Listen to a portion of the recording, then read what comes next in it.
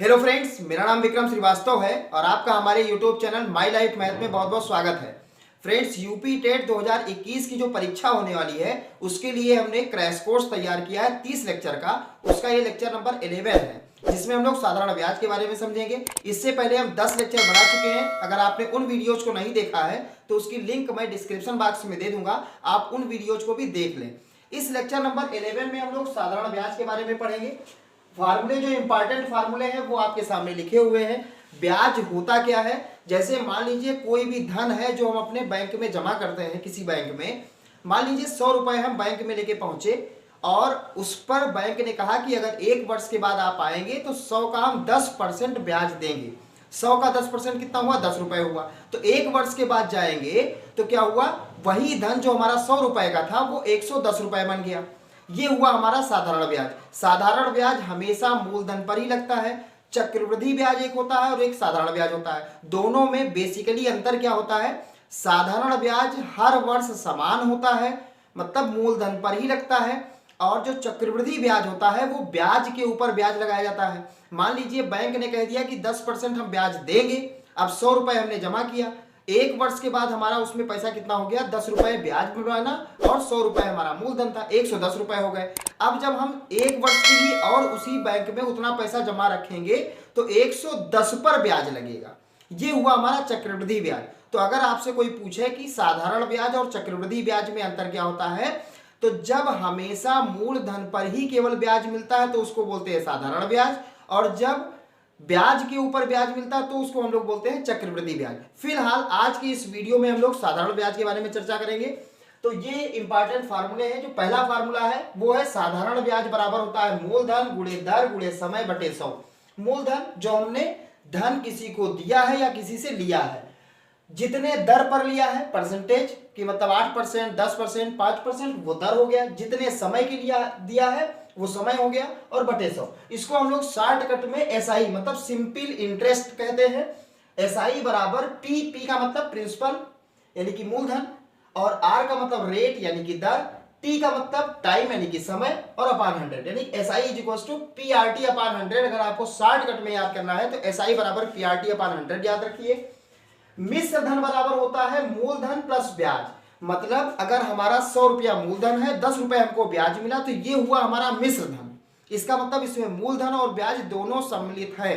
तो आप हमेशा याद रखिएगा कि मिश्र धन बराबर होता है मूलधन प्लस ब्याज। ये हो गया दूसरा फार्मूला। और तीसरा बहुत ही इंपॉर्टेंट है, ये क्वेश्चन को बहुत आसान बनाता है। कोई बड़े से बड़ा क्वेश्चन दिया हो तो ये इसको बहुत शॉर्टकट ट्रिक के द्वारा बहुत इजीली 2 से 3-4 सेकंड के अंदर अंदर आप क्वेश्चन का आंसर पहुंच जाएंगे। अगर इस टाइप का कोई क्वेश्चन है तो क्या लिखा है? यदि कोई राशि साधारण ब्याज की दर से T1 वर्ष में N1 गुनी हो गई और T2 वर्ष में N2 गुनी हो जाए तो N1 माइनस 1 अपान T1 बराबर N2 माइनस 1 अपान T2।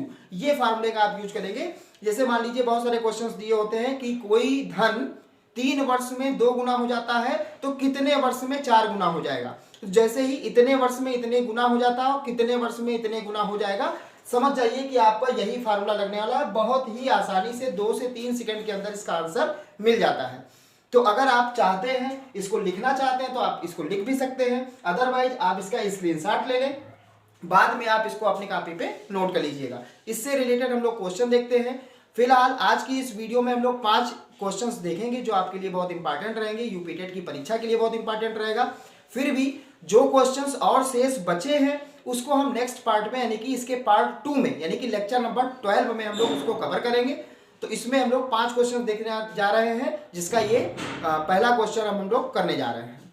Friends, question number first देखते हैं। क्वेश्चन नंबर फर्स्ट में लिखा है कि 4000 रुपए का 10% वार्षिक दर से 2 वर्ष का साधारण ब्याज ज्ञात करना है। मतलब हमको साधारण ब्याज बताना है यानी कि सिंपल इंटरेस्ट के बारे में बताना है। तो हम लोग शॉर्टकट ही चीजों का यूज करेंगे।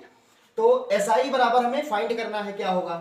अब आपके पास फार्मूला क्या होता है, हम यहाँ पे फार्मूला लिखे दे रहे हैं। एसआई बराबर होता है आपका पी आर टी अपान 100। आप फार्मूला यही याद रखें, ये आपके लिए ज्यादा बढ़िया है, क्योंकि एग्जाम में रफ जो वर्क मिलता है बहुत कम जगह रहती है, तो वहां पे थोड़ा शॉर्टकट लिखने का हम लोग प्रयास करेंगे। तो एसआई बराबर पी आर टी अपान 100 होता है। एसआई बराबर हमको ज्ञात करना है पी की वैल्यू कितनी, पी का मतलब मूलधन। मूलधन कितना दिया है? 4000, ये लिख लिया हमने। आर की वैल्यू कितना दिया है, आर का मतलब रेट यानी कि दर, दर कितना दिया है 10 दिया है, परसेंट लगाने की आपको आवश्यकता नहीं है, सिर्फ 10 लिखना है आपको। टी का मतलब टाइम यानी कि समय, समय कितना दिया है 2 वर्ष, और अपान में 100। बस आप इसी को कैलकुलेट कर लें, डबल जीरो से डबल जीरो कट जाएगा, यहां बचा 40, यहां बचा 10, यहां बचा 2, इन तीनों का आपस में गुणा हो जाएगा, तो 4 दूनी 8, यहां पर एक जीरो, यहां पर एक जीरो, यानी कि हो जाएगा 800 रुपए जो होगा वो आपका साधारण ब्याज बन जाएगा। तो इसका जो ऑप्शन होगा ये 800 रुपए सही आंसर होगा इसका। फ्रेंड्स क्वेश्चन नंबर सेकंड देखते हैं। क्वेश्चन नंबर सेकंड में लिखा है कि 6000 रुपए का 6% वार्षिक दर से 8 माह का साधारण ब्याज क्या होगा। आप ये बात हमेशा याद रखिए कि जो टाइम होता है वो हमेशा वर्ष में ही, चूंकि यहां पर जो दर लग रही है वो किसमें लग रही है, वार्षिक दर लग रही है, तो जो टाइम होगा वो भी हमें ईयर में ही यानी कि वर्ष में ही होना चाहिए, लेकिन यहां पर 8 माह लिखा है, तो पहले हमें 8 माह को वर्ष में कन्वर्ट करना पड़ेगा। और आपको अगर माह को यानी कि महीने को वर्ष में कन्वर्ट करना हो तो कुछ नहीं करना है, सिर्फ और सिर्फ जो भी दिया है उसको 12 से आप भाग कर दें। क्यों? क्योंकि एक वर्ष में 12 माह होते हैं, तो जब भी आपको माह से वर्ष पूछा जाए तो आप क्या करेंगे, 12 से भाग कर देंगे। बस यही काम करना है। साधारण ब्याज के बारे में ही पूछ रहे हैं तो ऐसा ही बराबर हम लोग फॉर्मूला लगाते हैं। क्या होता है, पीआरटी अपान 100, पी की वैल्यू दिया है इसमें 6000, आर की वैल्यू दिया है 6, और टी, टी का मतलब टाइम, टाइम कितना दिया 8 माह दिया है, तो हम लोग क्या लिख दे 8/12। अब बटे वाला चीज हम बटे में ही लिख दे तो ज्यादा अच्छा है।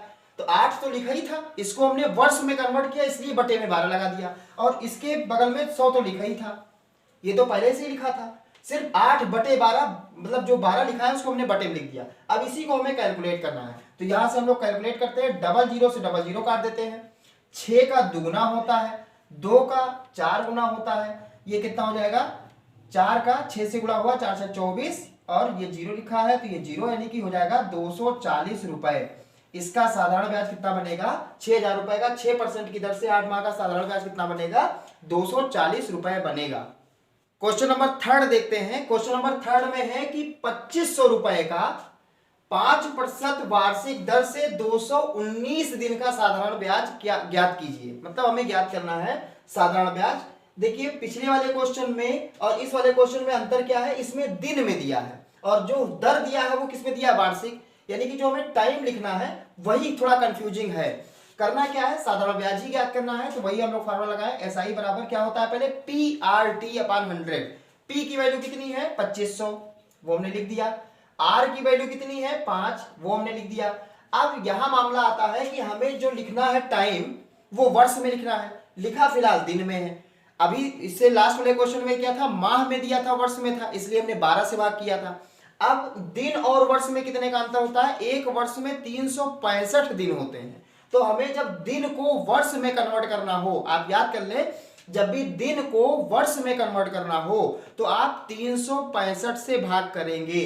तो बस वही काम करना है, 219 लिखा है वो हमने लिख दिया, 365 से भाग करना था तो इसको हमने बटे में लिख दिया 365, और गुणे में 100 तो लिखा ही है, ये ऑलरेडी लिखा ही है। तो जब माह से वर्ष में कन्वर्ट करना हो तो बटे में 12 लिख दें आप, और दिन को वर्ष में कन्वर्ट करना हो तो बटे में यहां पर कितना लिख दें 365 लिख दें। जो भी दिन लिखा है वो तो लिखना ही लिखना है, आपको यही आपको कैलकुलेट कर लेना है, आपको पता चल जाएगा कि इसका साधारण ब्याज कितना होगा। तो हम लोग कैलकुलेट करते हैं, डबल जीरो से डबल जीरो कैंसिल हो जाएगा, 5 से कटेगा तो 5 सदे 35, 1 बचा 15, 5 दिया 15। अब आप ध्यान से देखिए 73 का ये 3 गुना होता है, तो 73 का ये 3 गुना, इसका मतलब यहां 3 लिख दे, तो ये हो गया, यहां 25 बचा, यहां पर 3 बचा और कुछ नहीं बचा। 25 का 3 से गुणा हो जाएगा, कितना आ जाएगा 25 तिया 75। इसका मतलब जो ब्याज बनेगा यानी साधारण ब्याज बनेगा वो कितना बनेगा 75 रुपए बनेगा।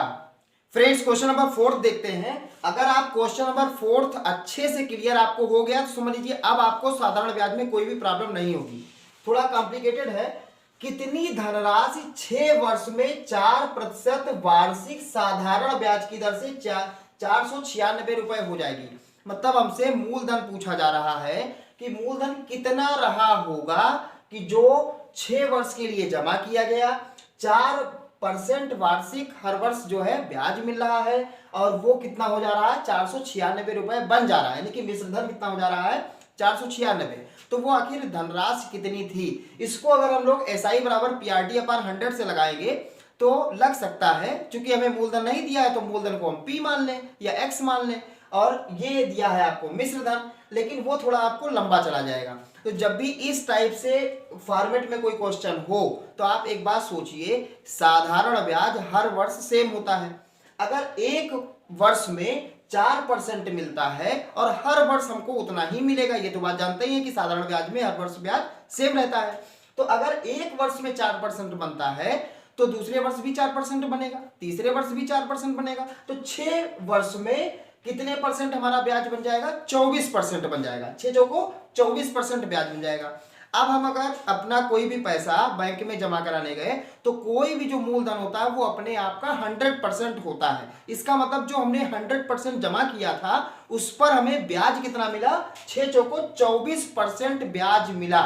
इसका मतलब बैंक में 6 वर्ष रखने के बाद वही धन जो 100% था वो कितना हो गया, 100% पहले से था, 24% ब्याज लगा दी, टोटल कितना हो गया, 124% हो गया।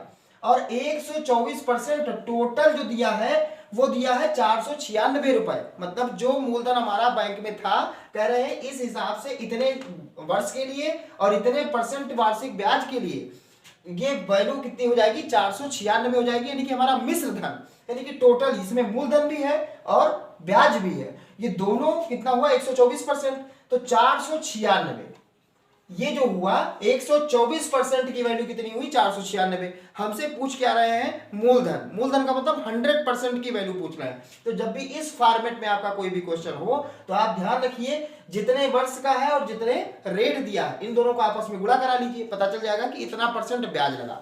100% हमने जमा किया, 24% ब्याज लगा, टोटल कितना हो गया, 124%। और 124% की वैल्यू आपको 496 दिया है। पूछ क्या रहे हैं आपसे, मूलधन, यानी कि कितनी धनराशि, यानी मूलधन पूछ रहे हैं। इसका मतलब 100% जो हमारी धनराशि थी 100% की वैल्यू बताना है, तो पहले हम 1% की वैल्यू निकालेंगे। 1% की वैल्यू होगी 496 बटे कितना, 124। ये 124 बटे में आ जाएगा। हमें निकालना है सिर्फ मूलधन, और मूलधन हमारा कितना था, 100% था। तो 100% की वैल्यू निकालना है तो 496 बटे में 124 गुणे में कितना, 100। 124 का ये 4 गुना होता है, तो 4 यहां बचा, 100 यहां है, 4 का 100 से गुणा हुआ यानी कि 400। जो हमारा मूलधन था वो कितना है, 400 रुपए हमारा मूलधन था, जो कि 6 वर्ष के लिए और 4% वार्षिक साधारण ब्याज की दर से जब लगा था तो वही कीमत कितनी हो गई थी, 496 रुपए हो गई थी। फ्रेंड्स इस क्वेश्चन को देखते हैं। कोई धन साधारण ब्याज की दर से 10 वर्ष में 2 गुना हो जाता है, बताइए 30 वर्ष में वो कितने गुना हो जाएगा। जो हमने अभी थर्ड फार्मूला आपको बताया था ये उसी टाइप का क्वेश्चन है कि 10 वर्ष में 2 गुना हो जाता है। तो हमने क्या बताया था, N1 T1 N2 T2, 4 चीजों के बारे में। यानी कि जो पहला समय दिया है वो कितना आपको दिया है, 10 वर्ष, सिर्फ आप 10 लिख ले बस।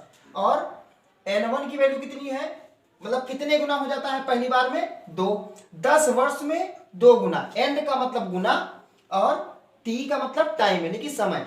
तो 10 वर्ष में 2 गुना हो जाता है। बताइए 30 वर्ष में, यानी कि T2 जो दूसरा समय दिया है वो 30 वर्ष दिया है, कितने गुना हो जाएगा। यानी कि हमने गुना पूछा जा रहा है, यानी N2 की वैल्यू पूछ रहे हैं। और हमने आपको फार्मूला क्या बताया था, N1 - 1 T1 बराबर N2 - 1 T2। यही फार्मूला आपको बताया था, N1 - 1 T1 बराबर N2 - 1 T2। बस आपको इन चारों की वैल्यूज रख देनी है। आप 2 से 3 क्वेश्चन इस टाइप से करेंगे, फिर आपको ये अलग अलग जो हमने आपको लिख करके बताया वो आपको लिखने की आवश्यकता नहीं पड़ेगी, वो आपको याद हो जाएगा। N1 मतलब कितना, 2 गुना, तो ये 2 लिख दिया, -1 T1 पहले वाला समय कितना दिया था, 10 दिया था।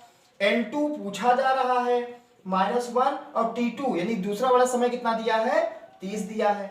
बस यही आपको कैलकुलेट करना है। 2 में से 1 जाएगा, बचेगा 1 बटे 10 बराबर N2 - 1/30।